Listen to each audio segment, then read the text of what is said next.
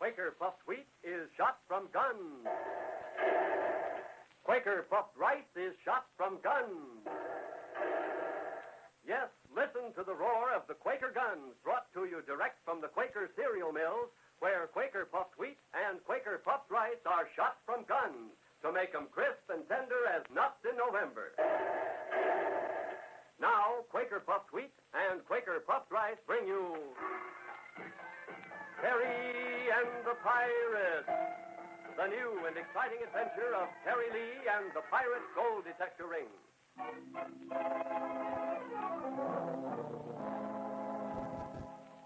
Con, I owe it to the memory of my father to save his name, to find his murderer. And for the first time in my long search for the ring, I've got something to go on, thanks to you. Let me get back to Shanghai. Let me see Turnbull, and I promise... No, son, you shall not get away. But why, Con? Why? This is the fateful hour in the destiny of the cult of Nankai Feng.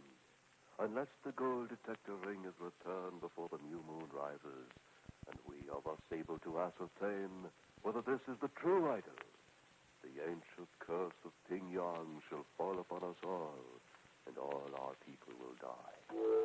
I respect what you said, Con.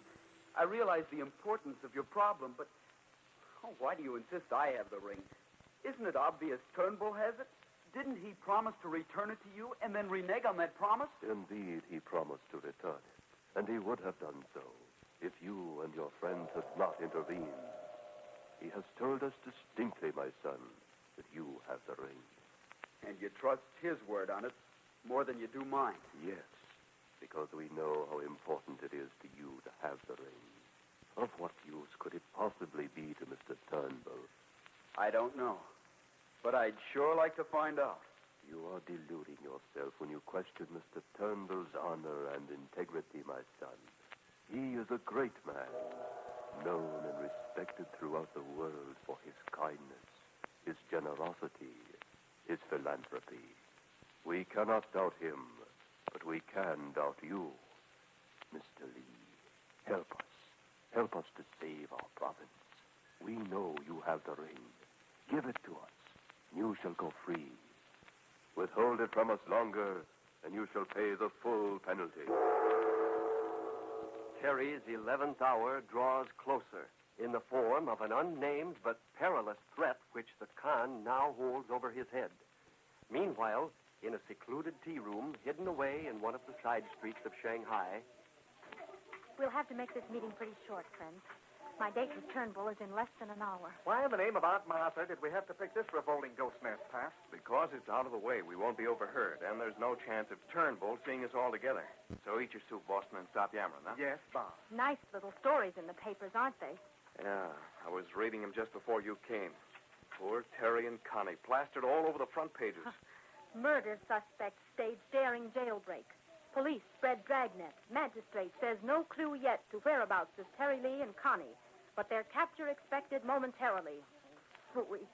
Anybody with any sense could tell, looking at that picture of Terry, that he never would commit a murder. Look at him. So nice and so honest and so sort of cute. I can't stand it, thinking of the trouble he's probably in now. What are we going to do? I only wish we could remember the name of that province. Oh, it's a funny name, Pat. It's like Nanky Poo or something. Oh, fine. Somewhere in the province of Gilbert and Sullivan, no doubt.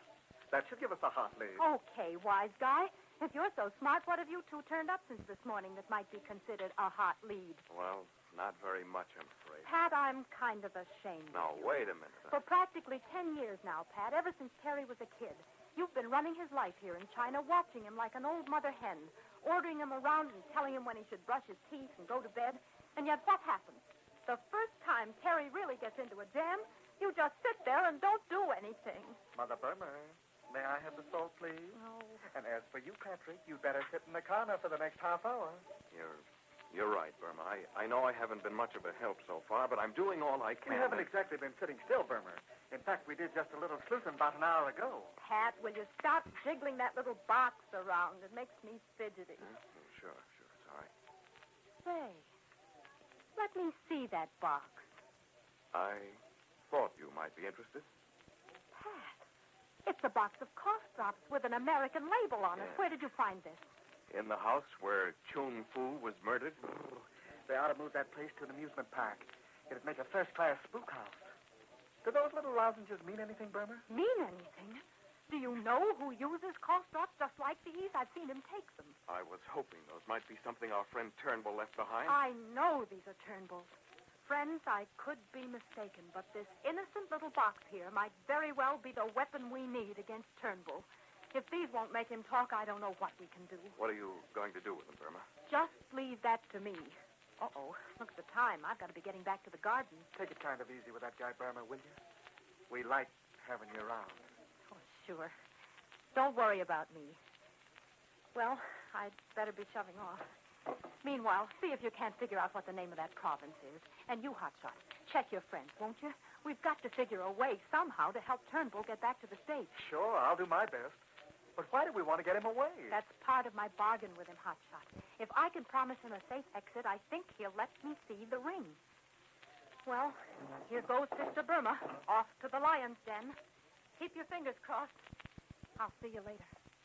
Pat and Hotshot watched the poised, trim figure of Burma as she walked out of the tea house, heading for her dangerous rendezvous.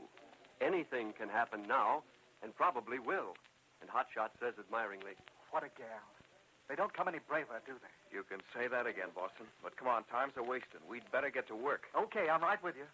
But I can't help wondering, Pat, if the cops can't find Terry and Connie, how in the name of Aunt Martha can we? That's a good question, Hotshot. But you and Pat had better get going. Time's getting short for Terry and Connie, and Burma may soon be starting something that you two will have to finish. In a moment, Burma faces Turnbull for the showdown. But first, say, do you know why I refer to Quaker puffed wheat and Quaker puffed rice as giant-sized breakfast grains? Why? Well, here's why. It's because these delicious, ready-to-serve cereals are made from the choice, selected, sun-ripened wheat and rice exploded to 8 times normal size. Yes, in the big Quaker mills, huge guns are loaded with the premium grains of wheat or rice. Now, listen to the actual sound as these guns are shot off. Man, oh man, out they come. Quaker puffed wheat and Quaker puffed rice. These tasty grains are now giant grains, exploded up, up, up to 8 times normal size. They're crisp and tender, shot through with nut-like flavor. That's why we say shot from guns makes Quaker puffed wheat and rice bigger and better tasting. What's more, they're good for you. Furnish the food value of restored natural grain amounts of vitamin B1, niacin, and iron. Tomorrow, sure, treat yourself to a bowl full of swell-tasting Quaker puffed wheat or Quaker puffed rice. Add milk and sugar, top with fruit. Sliced peaches or pears, for instance. Get the whole family in on the fun. Boy, it's delicious. A long, low convertible speeds through the lonely country roads on the outskirts of Shanghai. In the front seat, the ever-quiet Sage at the wheel, with the surly-faced Bright beside him. In the back seat is Burma, and beside her, a distinguished-looking gentleman who seems completely at peace with the world as he puffs at a cigarette through a long ivory holder. There's nothing in this pleasant picture to suggest the excitement that lies just ahead. Ah, this is indeed pleasant, Burma. It was most kind of you to keep our little engagement for this afternoon. The pleasure is all mine, Mr. Turnbull. Won't you call me Crawford? All my friends do, you know. Why, yes. Yes, of course. Crawford. Thank you. My dear, I've been watching you. Is something disturbing you? You look just a little unhappy. Oh, it must be this big hat. It always gives me a dark, moody look. Are you sure that's all? Or are you still unhappy over the disappearance of young Mr. Lee? Oh, why should I worry over him, Crawford? I haven't given the boy a second thought. Such a nice young man. What a shame he's gotten himself into so much trouble. I don't suppose you've had any word from him. None at all, but after all, he's no particular friend of mine. Why should I hear from him? You almost convinced me, my dear. Crawford, Yes. not that I care, of course, but where was it they took Terry Lee? Can you remember the name of the province? No, I don't believe I ever heard of it before. Oh. Why do you ask? No reason. No reason at all. Just curiosity, I guess. But let's talk about something more interesting. Let's talk about you, Crawford. Me? I'm afraid you'll find I'm a rather dull subject. Oh, stop being so modest. Everybody knows you're one of the biggest names in banking and world trade and finance and philanthropy and charity and everything. Well. How about being my press agent? Tell me. After all, it isn't every afternoon I spend with such a celebrity. When I write my folks back home about this, I want to give them the real lowdown. So, give Mr. F. Crawford Turnbull. Well, I guess you'd call me the epitome of everything routine and stuffy. I'm the sort of man journalists like to refer to as chairman of so many boards they can't be counted, or respected denizen, or genial philanthropist, or... Well, what is the matter with this cough of mine? That reminds me, Crawford.